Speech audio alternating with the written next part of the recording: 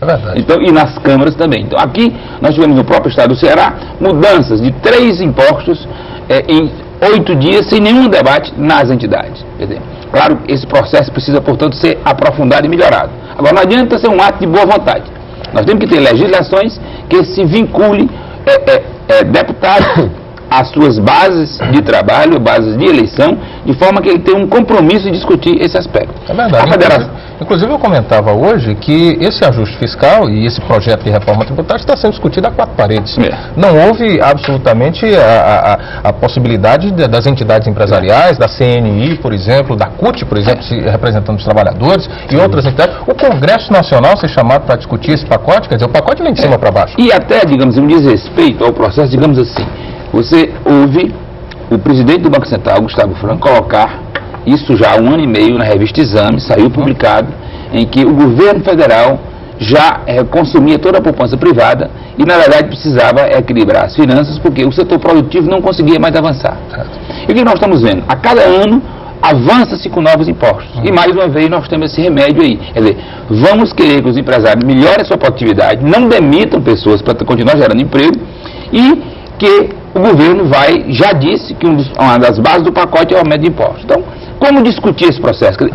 Às vezes é linguagem quase de fotografada. de bêbados no meio da rua. Quer dizer, vai à televisão, o governo federal colocar, nós vamos fazer um pacote reduzindo despesas e aumentando impostos, mas o setor produtivo pode ficar tranquilo que agora nós nos consertamos. 1 ano depois, você vê o mesmo filme com as mesmas condições. Então, essa forma das entidades empresariais interferirem no processo de governo, acontece o mesmo com a sociedade como um todo. Não há facilidade de você interferir em momentos graves.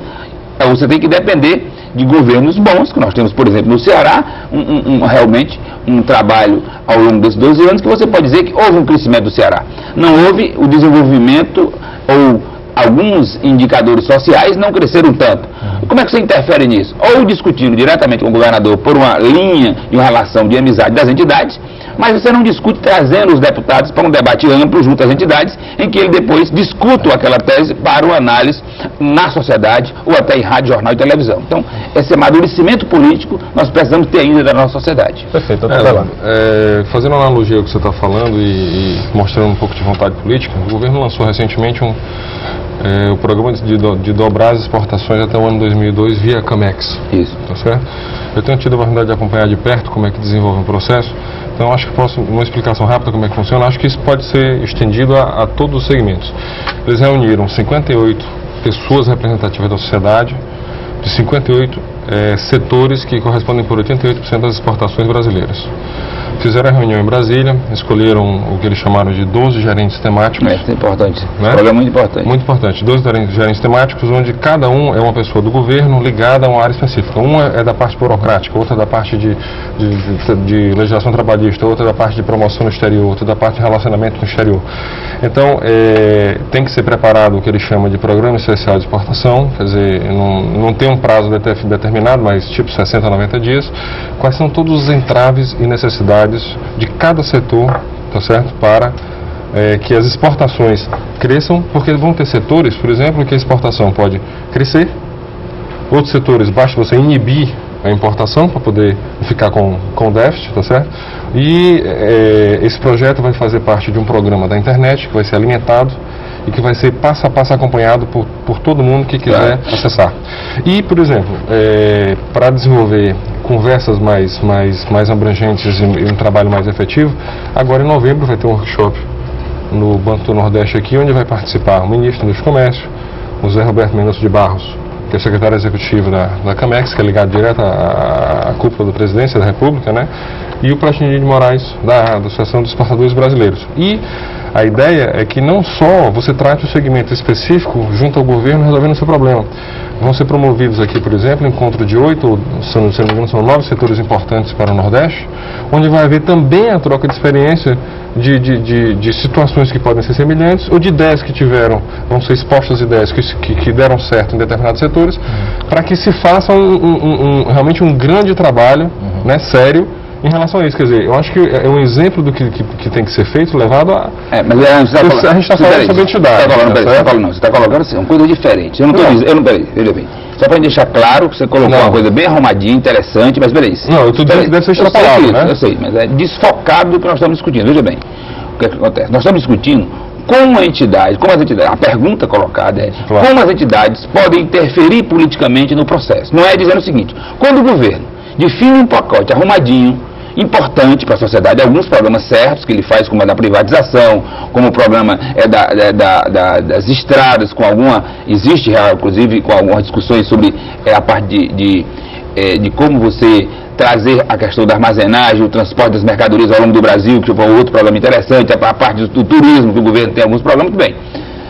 Aí você pode interferir e trabalhar com ele. O problema não é esse. O problema é o seguinte, quando você não gostar do programa e quiser fazer mudanças no sistema, a parcela de interferência é pequena. Agora, em criando-se um programa que há uma discussão de interlocução, claro que você conversa. Mas o que eu quero dizer é que mas claro que é importante esse programa. Aliás, esse programa de exportação criado agora, se ele funcionar, ele será excelente. É um exemplo, digamos assim, de um trabalho bom do governo que pode ser relacionado com a sociedade. Mas o que eu estou querendo dizer é porque antes, o que acontecia? As entidades ou um determinado segmento preparavam um estudo sobre o setor, entregava para o governo, e o governo pegava, mandava alguém analisar, botava na gaveta e analisava. Ou o governo não conversava com a sociedade, ou com as entidades envolvidas, ou com o segmento, e dizia, baixava um pacote de cima para baixo, que para cumprir era impossível, as metas eram impossíveis e não acontecia. Então, eu quis dizer, como eu falei no começo, uma analogia a esse processo, o que eventualmente deve ser procurado. Sim, deve ser, ok. Que é um bom exemplo de um governo devia sempre fazer. Foi uma analogia que eu usei para dizer o que tem que ser feito sempre com todos os segmentos. Mas dentro disso tudo, eu acho que nós temos que também puxar um pouquinho, assumirmos um pouco do nosso meia-culpa. Nós temos quanto às nossas entidades, que é a Confederação Nacional do Comércio a nível nacional, a CNI e as entidades nacionais, nós temos participações das nossas entidades em vários conselhos, em vários fóruns de debate, que muitas vezes nós acabamos indicando pessoas que acabam sendo pessoas técnicas, pessoas que não têm uma ligação com o empresariado, e nós acabamos quebrando essa comunicação. Eu acho que nós temos que ter uma análise mais crítica, eu concordo com o Lima Matos, nós temos que ter uma análise mais crítica com as posições do governo, e as entidades têm que se posicionar com uma forma mais autônoma, defendendo realmente os interesses da entidade, o interesse de quem ela está representando. E muitas vezes nós próprios acabamos deixando a coisa amornar, a coisa esfriar e se passar. E instigar o associado. E instigar o próprio associado. Aí você vem para aquela velha discussão. O associado não se filia à entidade porque acha que a entidade não está tendo representatividade, não está prestando serviço. Muito importante isso. E a entidade acaba não prestando serviço porque ela não consegue monopolizar ao empresariado. Então, voltando para o foco do papel da entidade, que eu acho que é o que nós estamos debatendo, eu acho que nós também não podemos deixar de puxarmos a nossa meia-culpa para nossas entidades, como líderes, inclusive, para se colocar que nós precisamos criar mais líderes. E aí o Fórum da AGE é um fórum que tem desenvolvido várias lideranças no Estado. Eu acho que é um papel brilhante que nós vamos realmente deixar um papel, um canal, a própria abertura que as nossas entidades têm dado à AGE de participação dos jovens dentro das entidades, vai com certeza deixar uma herança melhor do que nós recebemos. Melhor do que era. Na área do comércio nós tivemos uma reformulação muito profunda, com uma determinação do Sicomércio, que dentro do comércio nós temos o que nós chamamos da constituinte das entidades. Nós temos de 2 em 2 anos a reunião de todos os sindicatos a nível Brasil, e aonde a base da pirâmide, a base da representatividade é que escolhe quais são os caminhos que devem ser colocados pela instituição. E através dessa base da pirâmide nós estabelecemos que existia uma certa anarquia com relação à quantidade de federações por estados. Tinha estados como o Rio Grande do Sul que chegavam a ter 5 federações, acabavam, você não tinha representatividade de nada. Do comércio, tá? Do comércio. Somente do comércio. Então você discutiam entre si, né? Discutiam entre si, não chegava a lugar nenhum. Então nós conseguimos compactar todas as federações. Em todos os estados agora existe apenas uma federação. O estado do Ceará partiu na frente, foi o primeiro estado que unificou a federação, e vários outros estados que já tinham uma federação unificada. Tivemos a eleição da confederação agora, onde houve uma reformulação também da nova diretoria da confederação, e nós estamos levantando, existem mais de 300 representações da Confederação Nacional do Comércio em todas as instâncias, em várias instâncias federais. E nós vamos rever todas as pessoas que estão nesses postos-chave, nesses pontos, para que a gente possa realmente caminhar, levando a entidade para uma visão mais crítica e que ela possa ter autonomia. E muitas vezes acabam as próprias entidades, por pressões, quer do governo federal, quer dos governos estaduais, aceitando que uma determinada pessoa seja indicado não pela entidade, pelos representantes da entidade, mas por terceiros. Então aí eu acho que nós temos que também puxar um pouquinho para o nosso meia-culpa, e aquele velho chavão, e é o que nós estamos tentando fazer, e esse seminário foi um dos pontos que nós estamos tentando fazer, é resgatar a figura da entidade, a figura da representação da entidade, e avaliarmos, dentro dos sindicatos que existem hoje no comércio, qual é a representatividade que aquele sindicato possui. Como é que são as eleições? Como é que são as eleições de cada sindicato? Desse sindicato? Como é que está concorrendo? Sindicato com diretorias que permanece às vezes 10, 15, 20 anos. Quer dizer, você tem que ter um rodízio melhor para que todos participem da renovação. Exatamente. Então esse é um ponto que eu acho que nós temos que ter a coragem também de rever e de vermos em relação a isso. Deputado, seu comentário. Eu considero interessante essa colocação do Gastão, né? Porque já é um princípio napoleônico, né? Dividir para enfraquecer. Né?